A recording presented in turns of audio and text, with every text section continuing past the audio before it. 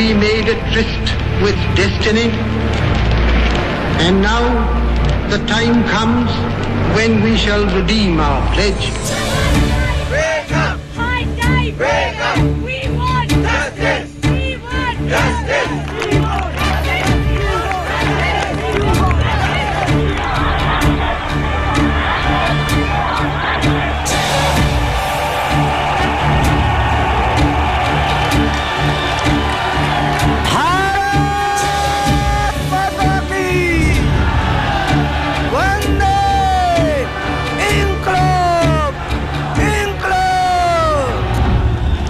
रंग रूप वेश भाषा चाहे अनेक हो, हिंद देश के निवासी हम सब जन एक हैं। जो लोग ये सुन रहे हैं वो समझ ले कि ये कुछ हजार लोग नहीं है, कम से कम 2 करोड़ लोग इस आंदोलन के साथ जुड़ चुके हैं। इस लड़ाई को ये मत समझो कि ये छोटी लड़ाई है, आपको लंबी लड़ाई के लिए तैयार रहना है। लोकसभा का चुनाव महत्वपूर्ण है, कांग्रेस को जीतना भी चाहिए, लेकिन ये तो बेइज्जती का सवाल है कि चाय वाले से भिड़ना। देश में जो जनता है उसको शक्ति देनी है, और ये जो हमारे राजनीतिक संगठन है इनको बदलना है। ये दृश्य नई राजनीति के वो दस्तावेज हैं जिनमें दर्ज हो रही है नए गणतंत्र की गुमनाम गवाहियां।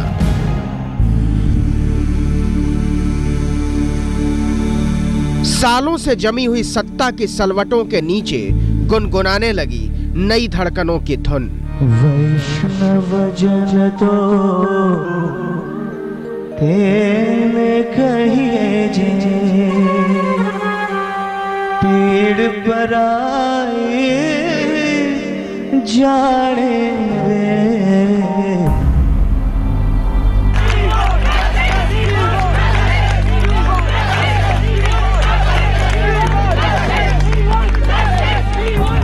इसे आवाज कहो, इनकलाब कहो या आम आदमी जिंदाबाद कहो, इस मुल्क ने अपने मठाधीशों को राजनीति के उन अंधेरे तहखानों में उतरने पर मजबूर कर दिया है जहां सिर्फ उनके दावों का डाकिया जाता था।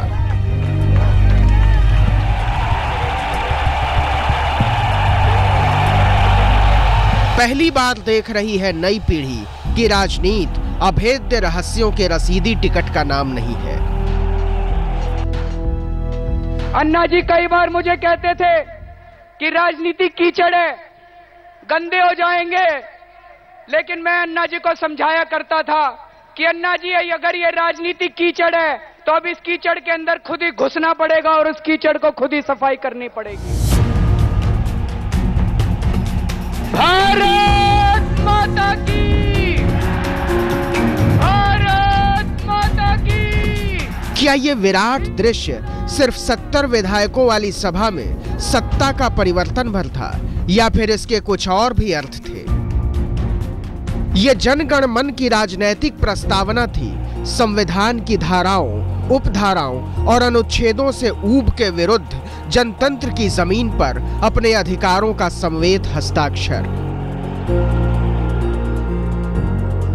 ये देश ठहर गया था और वे ठहराव खतरनाक हो गया था। लोग सब कुछ बर्दाश्त करने लगे थे, महंगाई को, भूख को, भ्रष्टाचार को, अत्याचार को।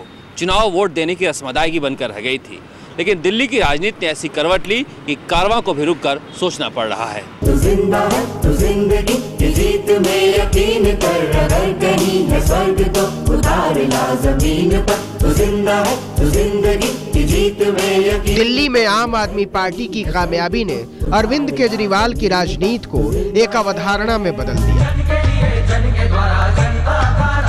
संविधान की कसम खाकर बंद हवेलियों में बैठकर हुक्म चलाने वाले हिल गए। राजनीति के आसमान की अप्सराओं और देवदूतों के लिए ये एक ऐसी दुर्घटना थी जिससे उबरने की कोशिश में वो और जख्मी होते जा रहे हैं। गुमराह जरूर हो गए, बुरी तरह से गुमराह, और ऐसे ऐसे वायदे किए गए जिनको कार्यान्वित करना या कबूल करना असंभव है।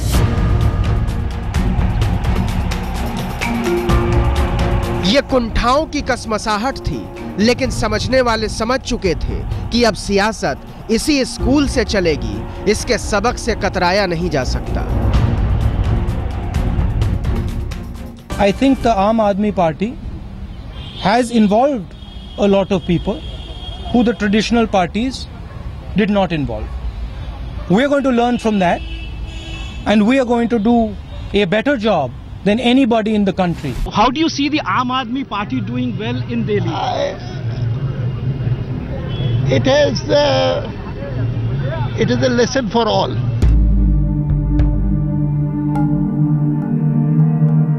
पहली बार ऐसा हुआ कि हर्षवर्धन के नेतृत्व में सबसे बड़ी पार्टी के मैदान छोड़ देने के बावजूद अल्पमत की सरकार बनी और उसने किसी से समर्थन नहीं मांगा।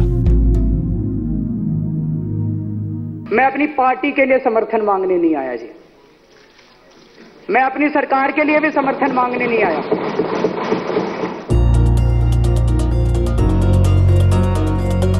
सदन के भीतर यह स्वीकार करने की तड़प सुनाई पड़ी कि हमारे दौर की राजनीति आवाम की आकांक्षाओं को संबोधित नहीं करती। हम सब लोगों को यह सोचने की जरूरत है कि 65 साल में इस देश के आम आदमी को ये 6-7 चीजें क्यों नहीं मिल पाई। राजनीति में कामयाबी को किस्मत का खेल समझने वाले सकते में हैं। भगवान के मंदिरों और इंसान के मठों में मत्था टेकने वाले महान खिलाड़ियों के खेल अब खुल चुके हैं। 18 सावन देख चुके नौजवान बता रहे हैं कि राजनीति के बाग में कौन से फूल खिलेंगे। सरकार बनाने के 48 घंटे के भीतर अरविंद केजरीवाल ने 700 लीटर मुफ्त पानी और 400 यूनिट तक की बिजली के दाम आधे करके उस व्यवस्था के सामने आईना रख दिया था जो जनतंत्र को वोट की मशीन मानने की अभ्यस्त हो चुकी थी।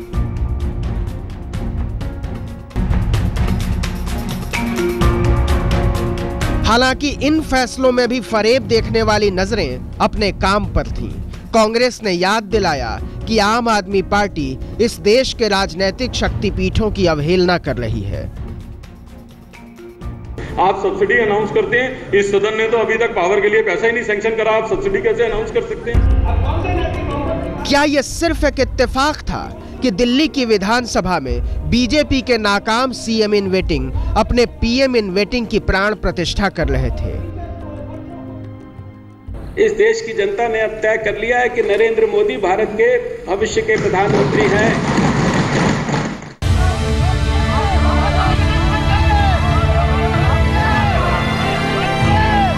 पहली बार ऐसा हुआ कि जनता ने अपने मुकद्दर के माथे पर फेंके गए सारे शब्दों के पत्थरों को राजनीति के तराजू में रखकर तौलना शुरू किया।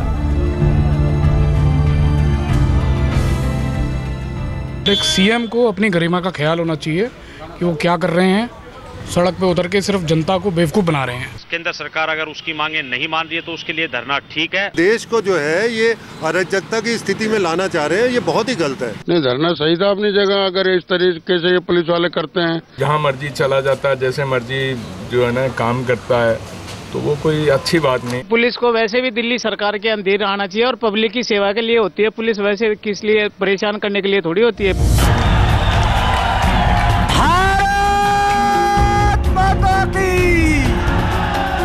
रामलीला मैदान से उठी आवाजों की ताकत 1975 के जयप्रकाश आंदोलन जैसी भले न हो, लेकिन उसकी तासीर बिल्कुल वैसी थी। पटना के गांधी मैदान से उठी एक पुकार ने इंदिरा गांधी की शक्तिशाली सत्ता को समेट कर रख दिया था। ये क्रांति है मित्रों, और संपूर्ण क्रांति है।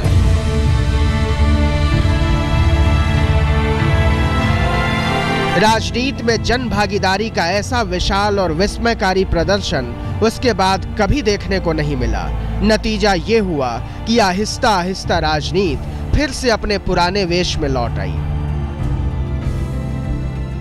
जो बाबा साहब अम्बेडकर ने 26 जनवरी 1950 को संविधान दिया था, इस देश के लोगों को न्याय दिलवाना पड़ेगा, इस देश की महिलाओं को सुरक्षा दिलवानी पड़ेगी, इस देश के अंदर इस संविधान को लागू करना पड़ेगा, और यही हमारी आजादी की दूसरी लड़ाई है।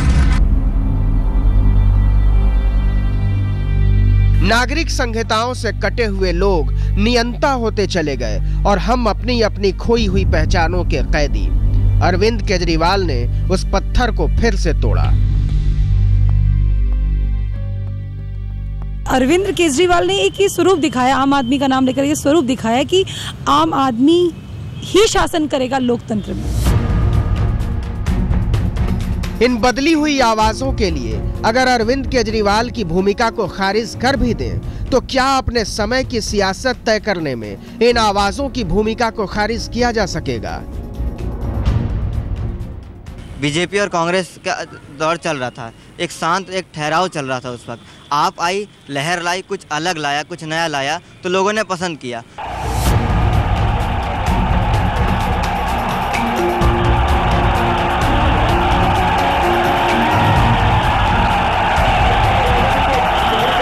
ये जनगण का मन है, लेकिन अब इस मन को तोते की तरह नहीं पढ़ा जा सकता और ना ही बाज की तरह झपटी जा सकती है इसकी आवाज। इसे कबूतरों की तरह पढ़ना होगा, जनता की उन बदरंग बस्तियों में जहां जनतंत्र को हमारे नुमाइंदों ने खंडहर बना दिया था। की यात्रा हमने हथियारों से नहीं, हिम्मत से शुरू की थी। हमारे औजार हमारे हाथ में नहीं थे, हमारे मस्तिष्क में थे। अहिंसा ने हमें दुनिया की सबसे ताकतवर सेनाओं में से एक के सामने हमें विजेता बनाया था। बापू ने कभी तोपों की सलामी नहीं ली, न उन्होंने ऐसे बीच शहर में लड़ाकू विमानों की गर्जना सुनी थी। वो तो गांवों में गणतंत्र खोजते रहे, निहत्थे लोगों के बीच। ये सच है कि सेना हमारी संप्रभुता की रक्षक है, लेकिन गणतंत्र की अभिभावक नहीं।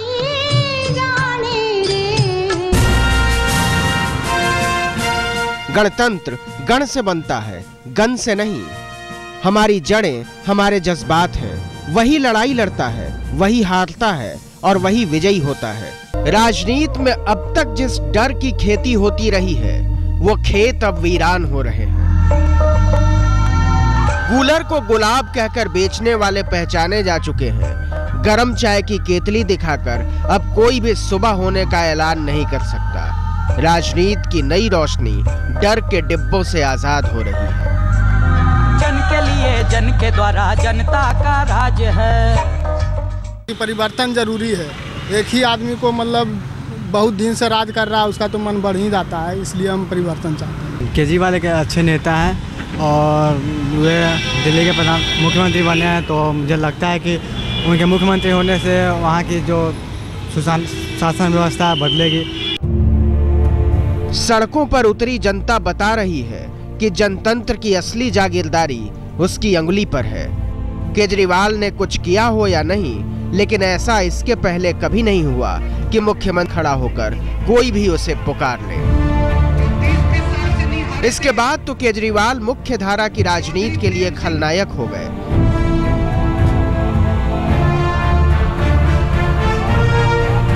युगांडा की महिलाओं से बदसलूकी के मामले में सोमनाथ भारती पर मुकदमा दर्ज हो गया। उनके इस्तीफे की मांग होने लगी और आपकी सरकार को अवांछित, अराजक कह दिया गया। लग्न झालं माझं आणि हनीमूनला जायचं होतं मला। ते बांद्र्याला खेरवाडी पोलीस स्टेशन म्हणून आहे, तिथं होतो। मला काय रजा मिळाली नाही। काल जसा मुख्यमंत्री वेडा मुख्यमंत्री बसलेला होता तिथं, तर त्यावेळेस मला सगळ्या ह्या लोकांच्या रजा कॅन्सल कराव्या लागल्या। माओवादी जो होते हैं देहात आदिवासी और जंगलों में, तो वो संविधान को चुनौती देते हैं। 52 साल तक राज चलाने वाले आखिर 22 दिन की सरकार को बेकार साबित करने पर क्यों आमादा हैं? इस बारे में बीजेपी से लेकर कांग्रेस सबकी समान जल्दबाजी की वजह आखिर क्या है? बेताबी की इस डाल पर ऐसे कौन से फूल लगे हैं जिन्हें तोड़ने से केजरीवाल ने रोक दिया है? जनता के दरबार से ठुकराए जाने का डर क्यों सता रहा है? 4 थानेदारों को निलंबित न कर पाने की मजबूरी ने केजरीवाल को धरने पर बैठने पर मजबूर कर दिया। अपने ही सूबे में सीएम को धरने के लिए 4 चटाई जमीन न मिली। सियासत वालों ने सवाल उठाए और पुलिस वालों ने लाठियां। बलात्कार अगर हुआ तो उस एरिया का बीट कांस्टेबल क्या कर रहा था? जवाबदेही तय करो। अब ऐसे नहीं चलेगा। जैसे मैंने ऐसे कहा, हंगामा मच गया। यह भी जनगण का ही चेहरा था। जूझती हुई जनता, हारती हुई जनता, जीतती हुई जनता। कोई भी चीज के लिए धरना करा गया और उसके बाद में उसको वापस लिया गया, ये हार नहीं दर्शाता है। ये इस चीज को दर्शाता है कि जो आज पॉलिटिकल चीज चल रही है उसको बचाने के लिए पुलिस को वैसे भी दिल्ली सरकार के अंदर आना चाहिए और पब्लिक की सेवा के लिए होती है पुलिस, वैसे किस लिए परेशान करने के लिए थोड़ी होती है। पूर्ण राज्य के दर्जे पे ही इनके मैनिफेस्टो में भी था, आपकी पार्टी में कि भी हम पूर्ण राज्य के दर्जे के लिए हम बात करेंगे। कांग्रेस ने इसी को सपोर्ट किया है, तभी उसको गवर्नमेंट बनाने के लिए दी है। तो फिर वो कांग्रेस अब क्यों उससे पीछे हट रही है? सपोर्ट दे उनको, कहें कि हम राज्य का दर्जा देंगे और आप चलाइए। हर राज्य के अपने अपने रामलीला मैदान। इन रामलीला मैदानों से निकली हुई राजनीति की अपनी आवाज है, अपनी आंखें हैं और अपनी सांसें हैं। राजनीति यहाँ स्वीकार और इनकार के बीच आकार लेते एक एहसास का नाम है। मुख्यमंत्री को प्रशासन संभालना चाहिए, सचिवालय में बैठकर और लोगों के काम करने चाहिए। वो कभी ड्रामा करते हैं कि जनता दरबार लगाएंगे, फिर छत पे चढ़ जाते हैं बंदर की तरह भाग के।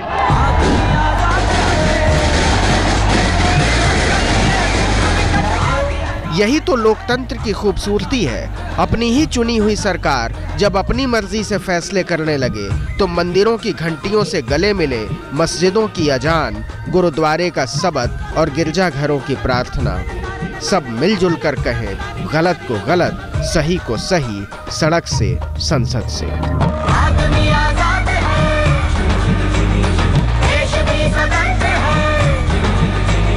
पहले राजनीति ने समाज को जातियों के आधार पर बांटा और फिर जरूरतों के आधार पर। इसके बाद उसे बांटने की लत लग गई। झंडा कोई भी हो, लेकिन इतनी एकता सबने बरकरार रखी कि लोग किसी भी मुद्दे पर एक न हो पाएं। बहुत दिनों के बाद यह मिथक टूटा है और देश ने यह समझाया है कि उसके दर्द को बांटने की कोशिश हुई तो दिल्ली बदल दी जाएगी।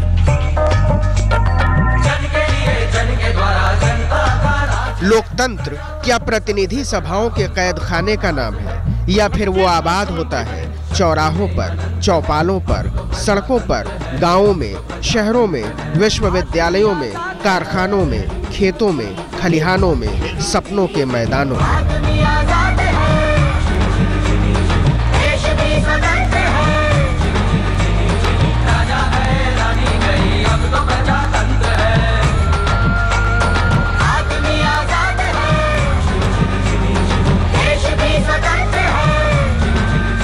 हर कोई है सिर्फ पैसे और कुर्सी के लिए ही लड़ रहा है। कोई ये नहीं देख रहा कि आम आदमी क्या चाहती है उससे। यह अचानक नहीं हुआ है और ना ही हमारे शासकों के हृदय परिवर्तन का नतीजा है ये कि जवान हो रही पीढ़ी अपने सपनों में अब सियासत के रंग भी भर रही है। 81 करोड़ मतदाताओं का मुल्क अब पूछ कर नहीं, समझ कर वोट देने का फैसला कर रहा है। हमने कांग्रेस की सरकार तो देखी, लेकिन एक बार हम सोचते हैं कि मोदी की भी देखे कि मतलब राजनीति में आके वो कैसा करते हैं। फैक्टर मेरे अकॉर्डिंग तो राहुल गांधी है, बिकॉज राहुल गांधी के जो भी वो भाषण वगैरह देते हैं उससे यूथ बहुत ज़्यादा अवेयर हो रहा है। किसने बदल दी ये आवाजें और आज से पहले क्यों नहीं बदली? इसकी वजह हमारी सियासत में है या फिर समाज में, लेकिन बदलाव की बोलियां बता रही हैं कि हमने खुद को विकल्पहीन मानने से मना कर दिया है। हाँ, इस बात को स्वीकार तो करना पड़ेगा कि अरविंद केजरीवाल जी ने जैसा पार्टी का नाम दिया उसी सोच और एक राजनीति की लहर को आम आदमी में पैदा जरूर किया है उन्होंने, उसमें वो सफल रहे हैं। सियासत क्या है? एक सोच, छोटी सियासत, बड़ी सोच, बड़ी सियासत। क्या इस मामूली सत्य को समझना इतना मुश्किल था? लोगों के फंडामेंटल राइट्स के ऊपर धक्के हो रहे हैं, लेकिन अगर किसी मंत्री के घर का शीशा टूट जाता है तो 12 पुलिस वालों को सस्पेंड कर दिया जाता है। तो संविधान मंत्रियों को बचाने के लिए बन गए हैं, जनता को बचाने के लिए ही संविधान का इस्तेमाल किया। बहुत बरस बाद बेबसी ने अपने समय की राजनीति को स्वीकार करने से इनकार किया है। राजनीति खास दिखने की ललक और शक्तिशाली होने की ठसक का दूसरा नाम हुआ करती थी। आज उसी राजनीति के राजाओं को अपने अंदर आम आदमी दिखने की चाहत जगानी पड़ी है। भारतीय जनता पार्टी जैसा एक दल हो जो मनोहर पर्रिकर जी जैसे सामान्य परिवार के, मुझ जैसे अत्यंत गरीब परिवार से ऐसे व्यक्ति को पार्टी नेता के रूप में पसंद करे। कारपोरेट चंदे से चलने वाली राजनीति के चेहरों की चमक गायब हो गई है। मालिक का नोट और जनता का वोट, ये वो जुगलबंदी है जिस पर राजनीति कत्थक करती रही है। ये सिलसिला शायद टूट रहा है। अब झोपड़पट्टी में रहने वाला आदमी अपने नेता से पूछ रहा है, आदर्श सोसाइटी में तुम्हारा फ्लैट कैसे है। आसमानी सपनों पर ठहरी हुई राजनीति और उस राजनीति की चौखट पर ठिठके हुए आदमी के बीच का फासला कम हो रहा है। जनता के साथ जुड़ा हुआ दिखने की बेताबी उन बादशाहों के उन मोहल्लों का नया रिवाज है जहां जनता का प्रवेश वर्जित था। 15 कॉन्स्टिट्यूएंसीज में लोकसभा के चुनाव में पूरे देश में हम आपसे पूछकर डायरेक्टली कैंडिडेट चुनेंगे। प्रजातंत्र के चमकते नक्षत्रों की नींद टूट रही है हालात की हथकड़ियां, आम आदमी होने की बंदिशें टूट रही हैं, तमन्नाओं की लड़ियां टूट रही हैं। जनगण की जय हो। नो पॉलिटिक्स प्लीज वाली लड़कियां अब अपने विश्वविद्यालयों के बाहर झांक रही हैं, सवाल पूछ रही हैं, राय जाहिर कर रही हैं, रास्ता बता रही हैं। ओवरऑल मुझे लगता है कि अभी कंट्री में काफ़ी अनरेस्ट चल रहा है पॉलिटिक्स को लेकर, क्योंकि youth they are actually questing for a change, लेकिन वो चेंज पॉजिटिव ना होने के बजाय कहीं कहीं नेगेटिव हो रहा है। अगर हम आप पार्टी को देखें तो आप पार्टी एक बहुत बड़ी उम्मीद थी फॉर अ चेंज। ये जनतंत्र की वो खिड़कियां हैं जहां से नया देश बाहर झांक रहा है। पिछले 3 महीने में बहुत बदल गया है ये देश। ये बदलाव अच्छा है क्योंकि ये जनगण का मन है और अच्छा होना चाहिए। एक्चुअली मुझे जहाँ तक लगता है कि नरेंद्र मोदी के आने से काफ़ी कुछ सही होगा, तो और मैं उन्हीं को सपोर्ट कर रही हूँ। देश तय कर चुका है कि अब राजनीति की संहिताएं चेहरों से तय नहीं होंगी, उसे अपनी चाल बतानी होगी, अपना चरित्र खोलना होगा और फैसलों को बंद कमरों से बाहर लाना होगा। अब चुप रहने से काम नहीं चलेगा। जनता के सवालों से जूझना होगा राजनीति को और देना होगा जवाब। अब नेपथ्य के नेतृत्व से नियम नहीं तय होंगे। समाज अपनी सीधी भागीदारी के बंद दरवाजे खोलने की चाबी ढूंढ रहा है। तो एक दिन रोड शो करते करते एक आदमी आया, बहुत गरीब सा आदमी। उसने अपनी जेब में हाथ डाला, जितने पैसे उसके हाथ में थे, उसकी जेब में थे, वो सारे पैसे निकाल के उसने मेरी जेब में डाल दिए। कहता है मैं रिक्शा चलाता हूँ, अभी तक सुबह से मैंने 30 रुपए कमाए हैं, ये 30 रुपए मैं आपकी पार्टी को दान देना चाहता हूँ।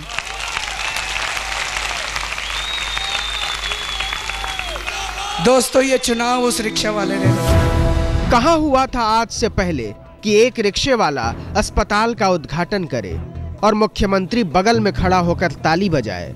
इन दृश्यों में नई राजनीति की आहटें हैं, इन्हें अब नजरअंदाज नहीं किया जा सकता। नई राजनीति का रिबन कट चुका है। मेरे को रात को जब अरविंद जी कॉल किया, मेरे को बहुत खुशी मिला कि मैं सोच भी नहीं सकता था कि एक मुख्यमंत्री हो करके हमें इतना बड़ा इनवाइट करेंगे। जनगण की ऐसी जय कहाँ हुई, कब हुई, नहीं हुई तो क्यों नहीं हुई, उसका हक नहीं था या हाकिम बेईमान थे।